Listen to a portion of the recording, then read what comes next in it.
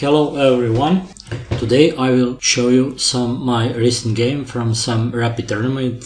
That was game from round number 8 from very strong Serbian rapid tournament memorial of famous grandmaster Slobodan Martinovic. That game I played with white pieces against some master FIDE, and let's see what happened. I hope that game will be excellent example on topic weak squares. Let's see what happened. I started with knight c3. Of course, that's not underestimating of my opponent.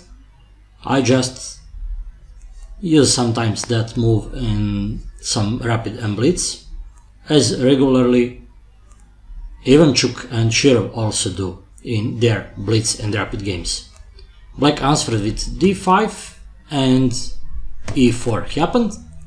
Of course, that can transform now after c6 into Caro-Kann, after e6 in French, or after knight f6 in some Russian subline. My opponent played d4, and after knight ce2, he answered with c5, expanding on queen side, which is very natural in that position. I must move my knight from e2 now to open my queen and my bishop, and I played knight g3 with idea to finish my development as soon as possible. e5. Black continues expanding in center, but as we can see, after knight f3, white already developed 2 pieces, while black only play with pawns. What's white idea after knight f3? Well, white has clear idea in the next stage of the game. White bishop will probably go to c4, continuing that long diagonal, and after castling d3 and h3, white will try to organize attack on king side. There are various possibilities. Knight from f3 can go to h4, maybe h2 or g5. Knight from g3 can go to f5 or maybe to h5. Bishop from c1 can go to g5. And mostly all white plans include that f4 dangerous move, attacking file for my rook on f1. After knight f3, he played bishop d6, defending pawn on e5, and I started with bishop c4. Now there are so many possibilities for black, but he chose, I think, the worst one. What's the problem? Some players play in that moment bishop e6. I will later explain what should be idea of that move, but this is bad moment for that move. Simply I can take, and after knight e5 I collect the pawn, because after black bishop e5, queen h5, for instance, maybe g6, queen e5, making some double attack, attacking rook on h8 and pawn on e6, white will have decisive advantage. After my bishop c4, of course some players play f6, trying to set some stable center to defend e5 pawn once again and to stop my bishop g5 and knight g5 possibilities. But in that moment white has 2 perfect possibilities. One is c3 with idea queen b3 and attacking on that long diagonal using so many weak light squares, as you can see. Or also there is possibility d3 with fast idea occupying white squares after knight h4 sorry, and knight f5, and maybe queen g4 or queen h5 later on.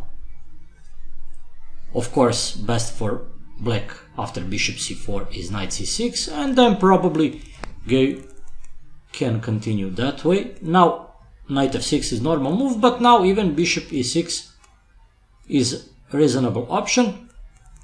After castling, white will try to prepare f4, black will try to finish development as soon as possible, and the game will be balanced. d6, maybe knight f6, a3, castling, and maybe now bishop e6 is good. What is idea? Idea is after bishop e6, f takes e6, to be ready to take on f4. After white move f4, black can take with he takes f, and he will dominate on e5 square after that with knight and bishop. That square will be under black control, and that will be good outpost for black pieces later in the game.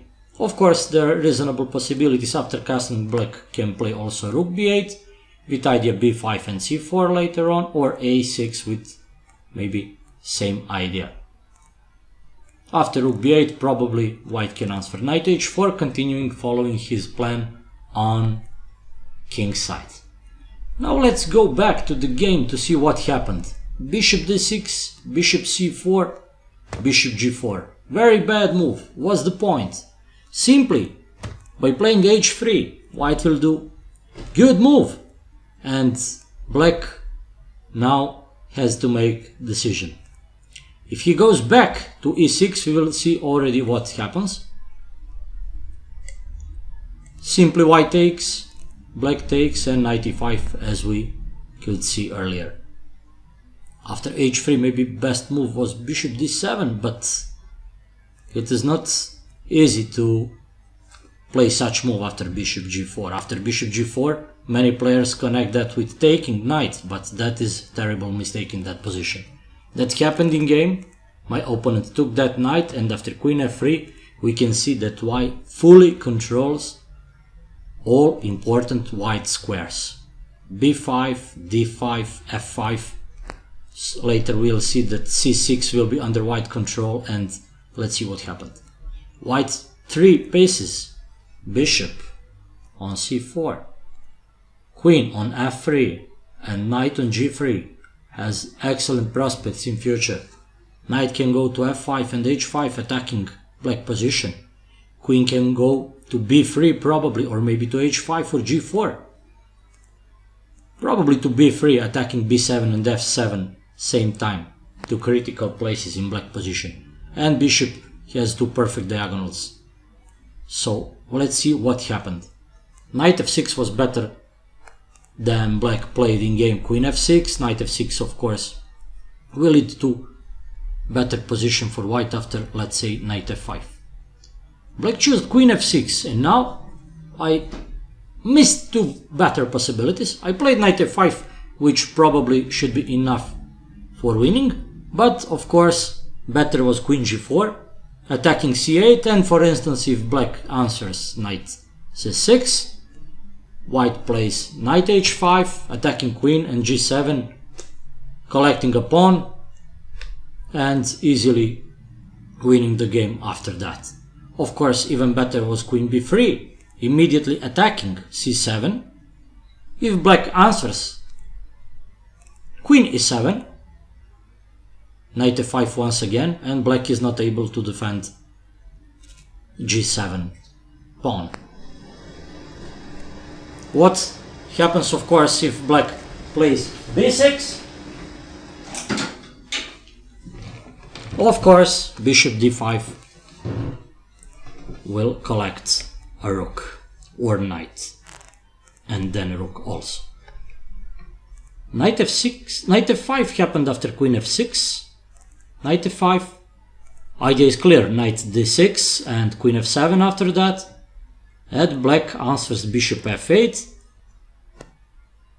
After that, of course, you can easily guess what happened. I played queen b3, setting same threats, black answered with b6, and now I have so many possibilities.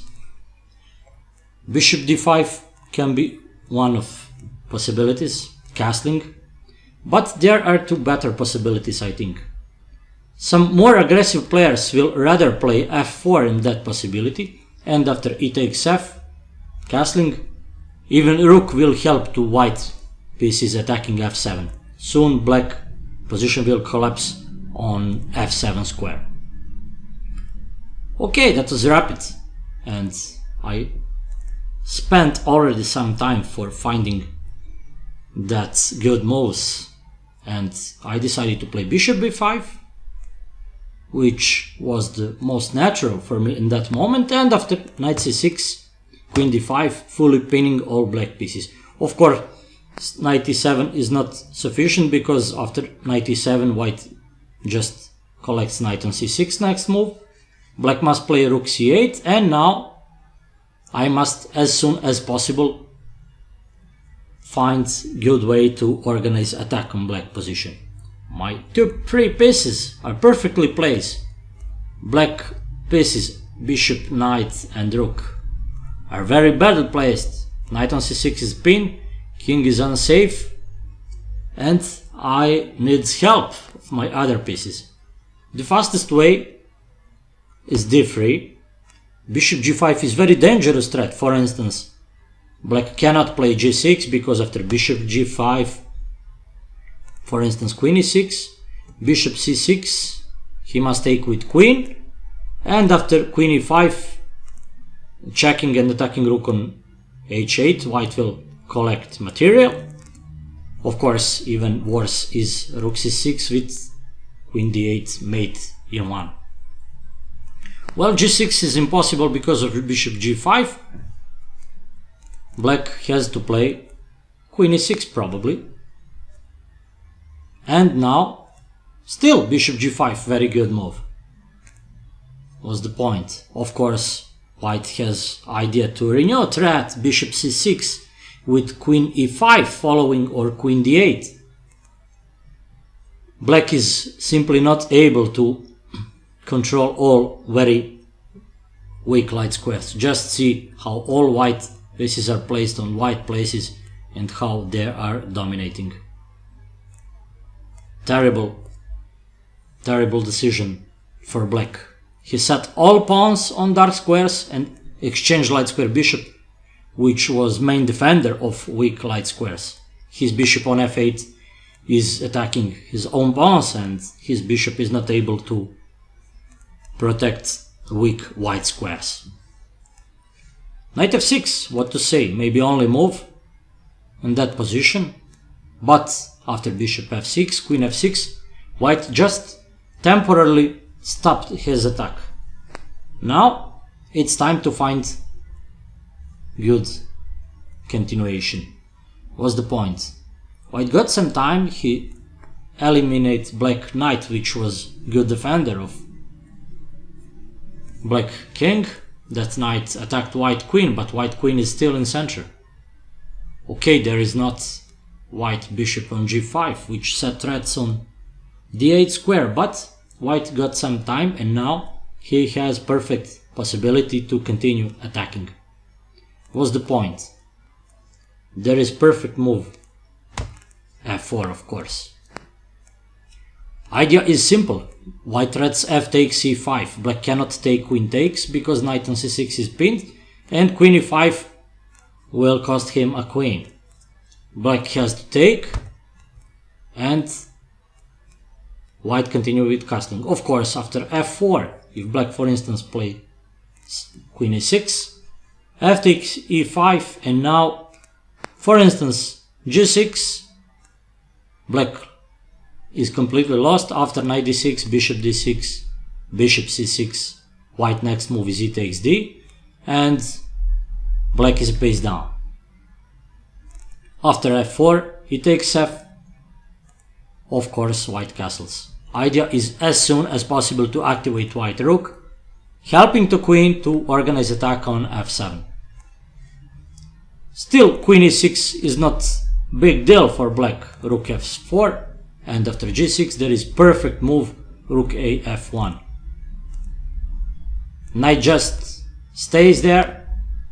If black takes knight, rook f5, there is threat rook e5, there is threat rook f7. Black is unable to defend his position after so many white threats. In some moment black can take, of course, queen takes d5, but then e takes d, white gains back material because knight on c6 is pinned, and still white position stays completely winning.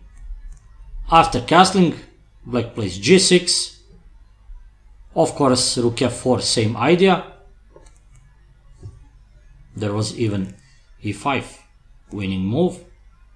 In that position black can take, but after bishop takes c6, position is completely winning. Of course, king e7 is not good. Queen d6 mates in 1. After bishop c6, black must take, and queen takes. Black can resign because he is an exchange down, and soon white will organize dangerous attack, directly winning. Okay, e5 was also good move. I choose rook f4. If black plays now queen e6, of course we already saw rook a f1, g takes f, rook takes f with winning position. If black takes, g takes f, rook f5. Now if queen e6, rook e5, black two pieces are pinned and black queen is lost. Or after queen d6, something similar would happen. Well, queen f7, king d8 and rook d5, once again winning the queen. Black position is hopeless. He tried with a6, but after a6 he blundered knight g7. Perfect move. If bishop takes, of course, let's see what happens. Rook takes, bishop takes, and bishop c6, winning and destroying. Black tried with queen g7, but also that is losing. Black must take that bishop because after queen e7 there is mate in 1, of course queen d7. Bishop c6 happened, rook c6, and after few moves black decided to resign. Now queen is lost and there is very soon mate, rook e4, king f7, f takes g. Next move white will play queen takes f6 with a winning position. Actually there is mate in 2. In that example you could see what happened after very uncareful play from black player. He decided to set all pawns on dark squares and exchange light square bishop, which was very bad decision. My remaining white square bishop stayed on c4, has not opponent, and finally all white squares in black camp soon were under white control, so white easily crushed his opponent using weak light squares in black camp. I hope you enjoyed that example, and see you soon with new examples. Bye.